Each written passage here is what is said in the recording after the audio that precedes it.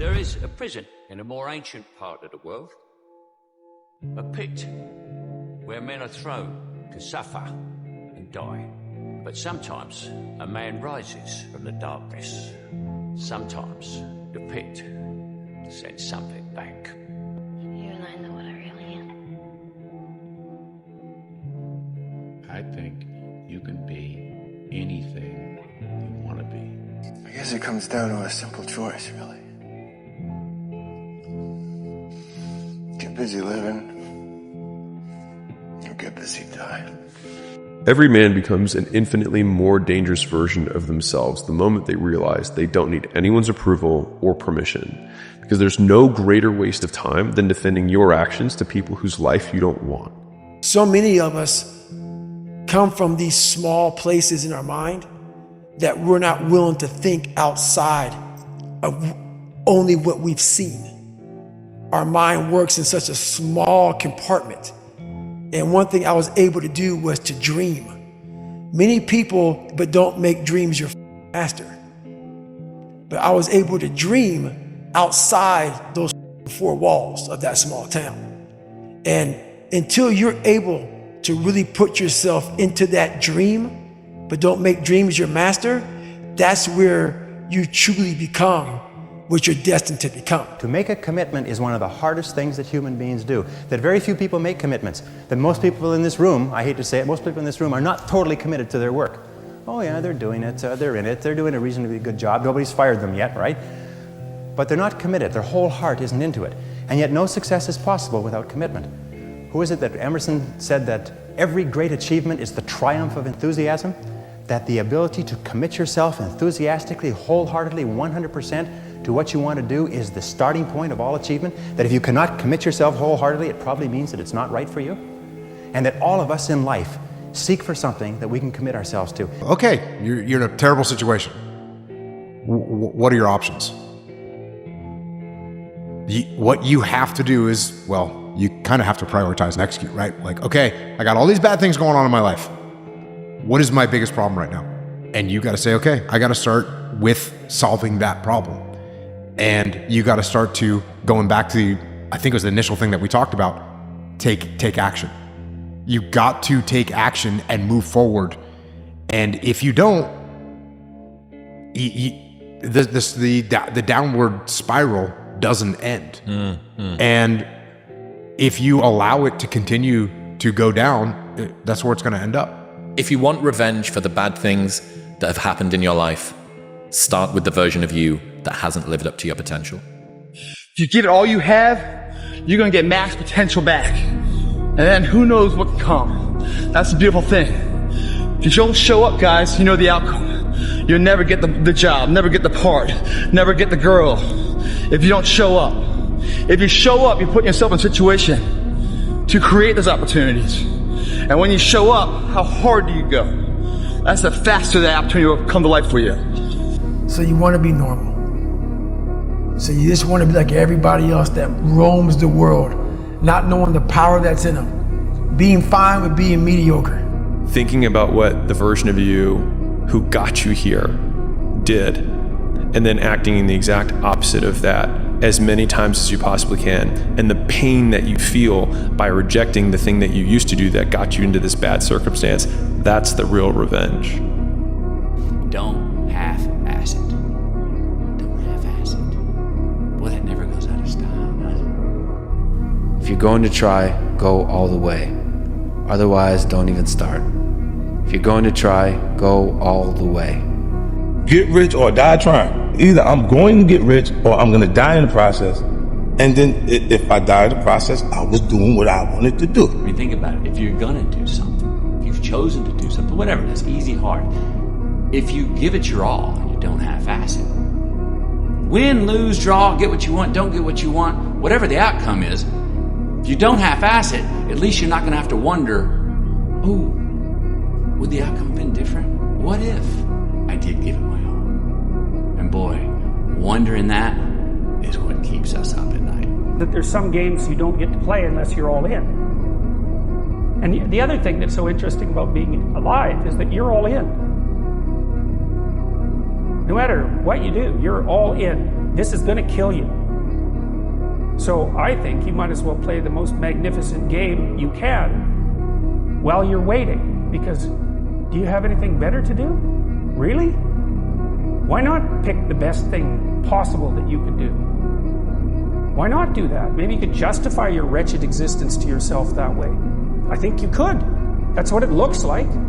You know, people find such meaning in the responsibilities they adopt, it stops making them ask questions about what life is for. It's up to you guys, but I applaud you for being here. I applaud you for watching this, encouraging you to incorporate this in your workout. You'll see the gains like I did, and you'll fall in love with it. Even though it's tiring and exhausting, and you're sweating your ass off, and you're tired as can be, small down payment that you're willing to pay every day for the large investment of a greater life. You only got one life, guys. Again, if you work it right, you only need one. Very clear. Thanks for watching. Isolation is the gift. All the others are a test of your endurance, or how much you really want to do it. And you'll do it, despite rejection and the worst odds, and it'll be better than anything you can imagine. If you're going to try, go all the way. There's no other feeling like that. You'll be alone with the gods, and the nights will flame with fire. Do it. Do it. All the way. A whole bunch of people walking around out here who have no idea how talented they truly are. Now I'm talking about talent, like some God-given ability. Talent that sometimes you have to hone, you have to work on, and you have to harness yourself. And they just walk around just on their phones, just clueless to how powerful they are. The man who never fell has no glory. The man who fell and got back up, that's where his glory is. The man who fell 20 times and got up 21 times, that man has even greater glory. Wow. That man has more courage, way more courage than the guy who was so strong from birth that he never failed. You know, some of y'all are motivated by broke. I'm broke, I'm stuck, I'm f***ed up, I can't do nothing. Some of y'all are motivated by just wanting to accomplish the things that you want to accomplish. Other folks are motivated by materialistic things. It's a very simple concept. If you want it, you gotta go get it. The people who know that they were meant for more and didn't go for more end up with a lifelong state of regret. And the reason for that is because they didn't want to hurt the people around them. They didn't want to hurt family members. They didn't want to feel like they're missing out on birthdays and weddings and funerals. But instead, they gave in to the life of average just so they can blend in and not stand out. And years later, they regret not doing the things that they could have done to become a winner. Hey, we're humans, but we have inside of us, we have a courage and we have a determination. And we can have a strength and a gentleness at the same time. And that's our glory. Our glory comes from our faults. Accomplishing what we accomplish in spite of our faults. And without the faults, there is no glory, because there's no victory. If you're in it and you have said, this is what I'm destined to do and I'm going to give my all, and every day I show up with 100%, regardless of the outcome, I'm showing up with 100%. That day gonna come. Whenever it comes, I'm gonna be ready. It's gonna come. I'm gonna get my just due and my fulfilling like need and energy and want for knowing that I have just delivered for myself. Positive emotion, by the way, isn't just about being happy. That's the most trivial part of it in some sense. Positive emotion allows you to focus. It's the soul of concentration. It's the essence of enthusiastic motivation. When you say, I really want to do that, that statement is predicated on the existence of positive emotion. It's the fact that the goal beckons to you that makes you say, I want to do that. And you know how much easier it is to do something you want to do than to do something you don't want to do. And that ease is actually a consequence of the activation of the system that governs positive emotion. When you are in the hell, you can't see the beauty of being in it when you're in it. Get on top of that mountaintop in your mind. Get on top of that mountaintop and look down at what you're doing. You can see a whole different world. That world is beautiful, but you gotta get a different vantage point in the suck. Don't be in it. Spiritually, get out of it. Get that soul. Look down on what you're doing. Be amazed by the process of where you're at now and where you came from. When you're feeling the most trapped and down and nothing can't go right, I feel like those are the moments that define you. Those are those character canon moments that are like, what am I going to do now? You know, how do you respond to that? And thinking your way, feeling your way, working your way through those things on the other side, it's like, you know, I don't know who said the saying, but like usually, you know, you're the closest to getting what you want. It's always the hardest. It's always the feeling when you're getting ready to, you know, people give up right before they get what they always wanted to get. People quit and they give up. And I will not be the person who quit before I got what I wanted or what I needed or what I felt I was supposed to have, you know? You can be afraid, which is true, and you can still find the willpower to push yourself or discipline to push yourself forward. You can be deeply in a state of grief, having experienced one of the biggest losses or betrayals of your life, and still experience a moment of joy as you're standing on the ocean and watching some bird dive into the sea.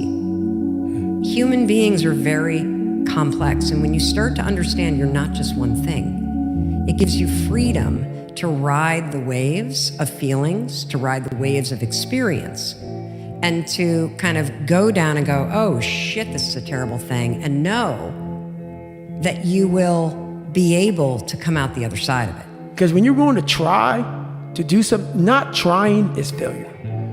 That's not some after school special shit. But when you're able to go out there, there is no failure. It's attempts. Because when you're trying to do something that's bigger than you, whatever you are, whoever you are, if you're paralyzed, you're trying to walk one step and you didn't fail. That was your first attempt. If that's your biggest thing, that's how your mindset needs to go into everything. So I don't look at it as failure is a big word like that gets people down and shit. We give so much power to words. I don't. I take the power right away. I didn't fail shit. Sometimes the rewards are minuscule. And then when you name them, they feel a little bit less powerful. But it also means that you can say, how can I make another minuscule reward in another direction that gets me moving towards my long-term goal? A winner shows up 10x times more than the average person. A winner has these unreasonable expectations of himself.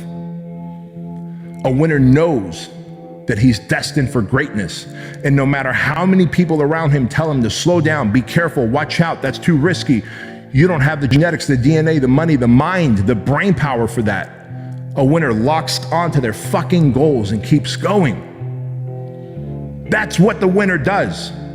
And throughout that process of going, whether you're building a business, you're building a family, you're building your body, you're whatever it is that you're doing.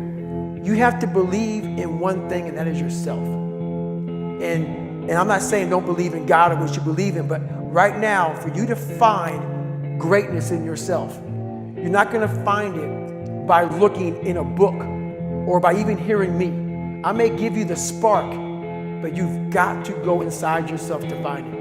And that means you gotta be quiet. Shut the fuck up, go in a room, stop talking, search your soul, search your mind, search your abilities, and you'll find it. But if you're not looking for it, you won't find it. So you gotta go start your journey. And the journey starts with you finding, why the hell am I here on this planet Earth? Why am I here? And if you don't know that, you will live the rest of your life searching, always asking the question, why? That excellence is a journey. It's not a destination. You never get there. Complacency and satisfaction are the key enemies of excellence. But once you commit yourself to becoming excellent, the whole world opens up for you. A very important point of excellence is just means simply this: do your best every time out and always strive to do it better. Do your best every time out and always strive to do it better. Remember, it's usually the last 5 or 10% of any job or project that makes all the difference. And what we do is we get to 90% done, and then we start to drag our heels. We start to put the paperwork aside. We start to think of excuses. We start to do what is fun and easy rather than what is hard and necessary. Every worthwhile goal is worthwhile because it has a cost associated with it. And so the cost that you're going through is what makes the goal worthwhile to begin with. Because if what we're setting out to do were immediately available to you, then it would mean it would be immediately available to everyone, which means it wouldn't be worthwhile. So the very fact that it's difficult is why it is worth doing. And so like, we can't resent the price tag of the shoes that we want to buy. We just have to make the decision of whether or not we want to pay it. Unfortunately, everybody can't be the loudest one in the room. You know, sometimes you gotta be the quiet guy in the room. You gotta listen and look and pay attention and move how you need to move. The chess pieces, they have different rules and different movements for a reason. You know, and they're on the board in different places for a reason. And I know my place. How afraid are you of not making a change? Let's make a little vision of that. You're 35, you hate your job. What's the consequence? You're not motivated, you don't want to get out of bed in the morning, you're starting to get depressed, you're getting bitter, you're getting resentful, you're getting cynical, you're amotivated at work, you're not doing a very good job, and you're starting to shrink. Now play that out for 10 years. You don't change it, you don't fix it. And what happens? Well, it's not like it's going to get better of its own accord. What's going to happen to you? Well, for sure, at minimum, what's going to happen to you is you're going to be in the same situation, but 10 years older. And if you can't get out of that situation now, what the hell makes you think you're going to get out of it in 10 years? If you can't answer the questions your brain is asking you, you quit. If you have the answers to those questions of why the hell am I out here, and you give it a quick answer, the brain starts shutting up because it knows why we're doing what we're doing. I started figuring these things out in my life. So we have this governor on our brain, and how you start pushing past that governor, start realizing your brain has the tactical advantage over you. Why? Because it knows your insecurities. It knows when you're lying, it knows your fears, it knows everything about you. Don't let the clock run your life, guys. Have an internal clock that's always on, always beating. That's the heartbeat of a champion, man. 9 to 5 is not your hours of operation. You're always on point, always looking to improve, take the most of the opportunities you have. That's all we know. So the only guarantee is intake and outtake of breath we have right now. Don't just pass that along, procrastinate to the next day's endeavor. Do it now, man. So the next day you're just getting further and further ahead.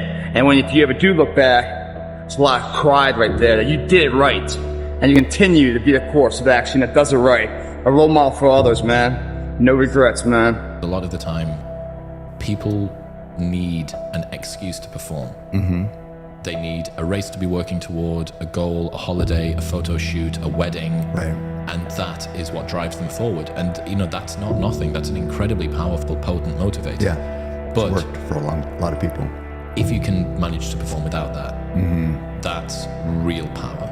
Because it means that not only are you going to choose your suffering, but you're going to continue to hit close to your maximum performance with no finish line, no crowd celebrating your completion, no glory, no nothing. And that's why, you carrying this pointless rock up a hill with marker pen on it.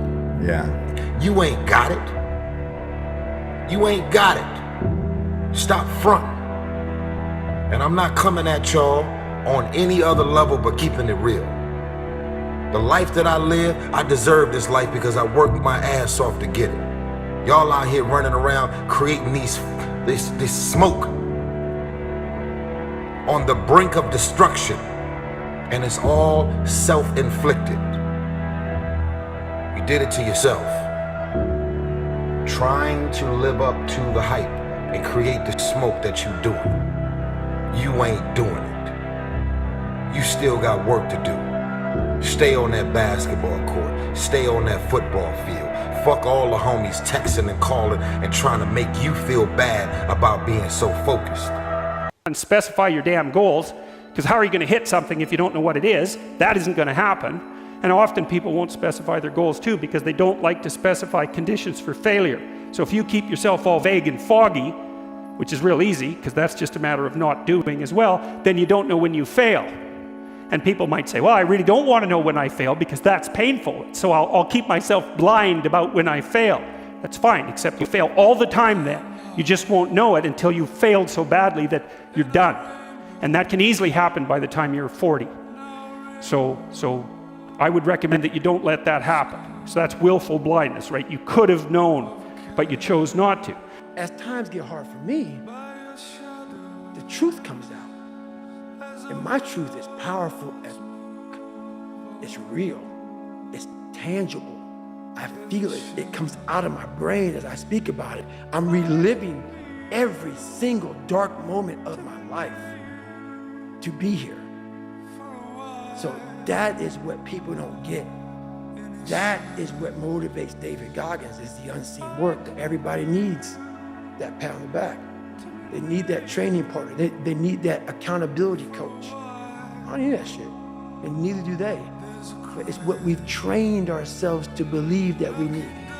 95% of the game, like I said before, is right up here, guys. If you guys believe you can do this, you can eat Twinkies and become the man. I know there's no scientific evidence for that, guys.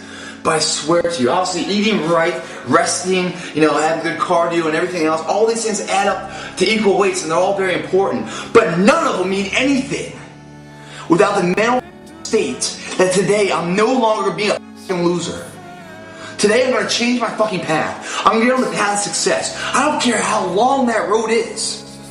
I'm going to see it through no matter what. Because you know what? I've been living enough years in this shithole and I don't want to be here anymore.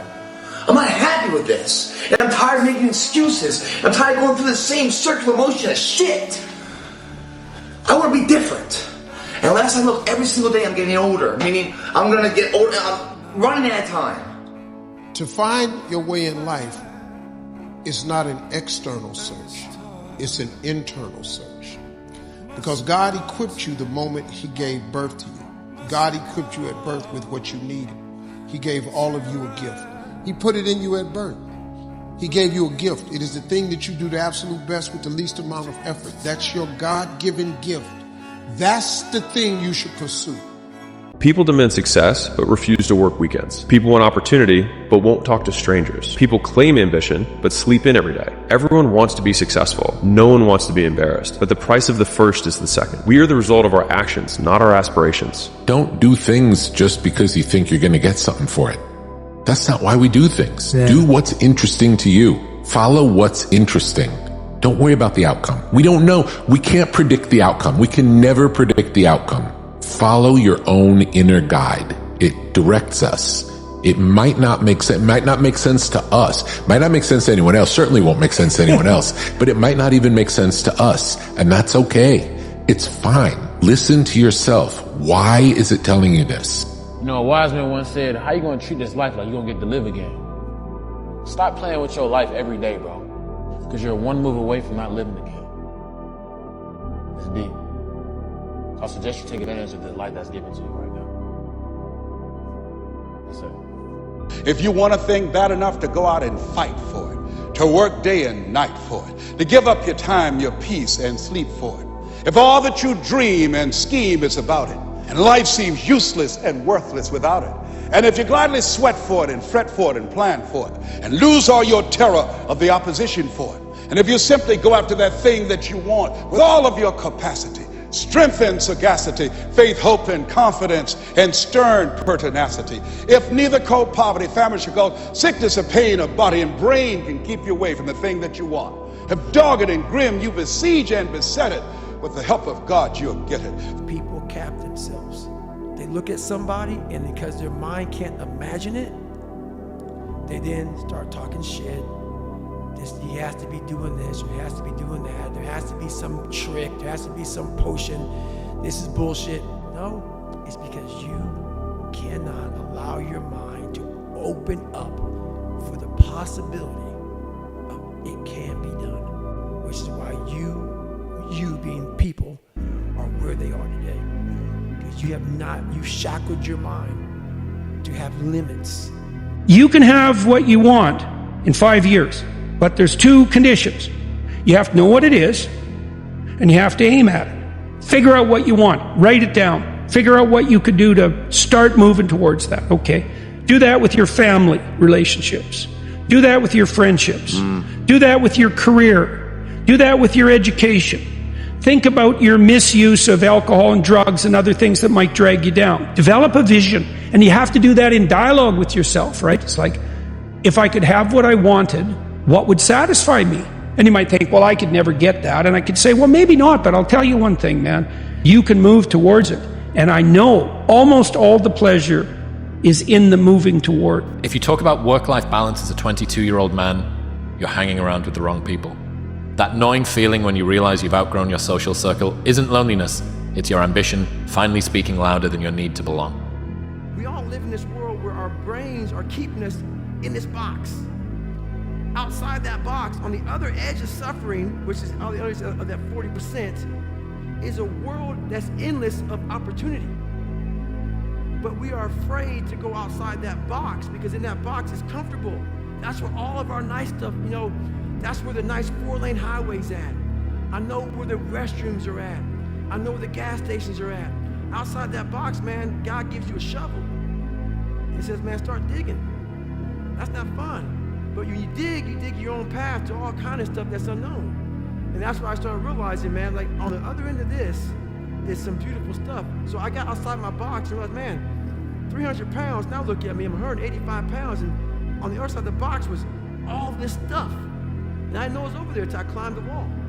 You had to create a human. What would you put them through to make them tough? It wouldn't be a really chill life. What would you put them through to make them patient? Well, you probably wouldn't give them things immediately. And so it's like we want these traits, but each of the traits has a price tag attached to it. And it's just like, do you want to pay the price tag to get the thing? And so I think if people reframe the period of life that they're going through as the price that they're paying out of their wallet, but the wallet is their time, is the seconds of life that they're trading for it, then I think more people will be willing to make the trade. Because at least when I look at myself, when I'm 80-something years old and I'm looking back on my life, I want to have these traits. But in order to have those traits, I know I have to go through these things. And I think for me, that's given me a lot of comfort in hard times. Why are we always thinking about the fears, the worst case scenario? All we do is put all that energy in there. Why don't we put the energy into the dreams that can be? The reason why you're doing that, if you are putting all that time and effort into fears instead of your dreams, it's because you're not doing this enough. You're not in here killing yourself enough.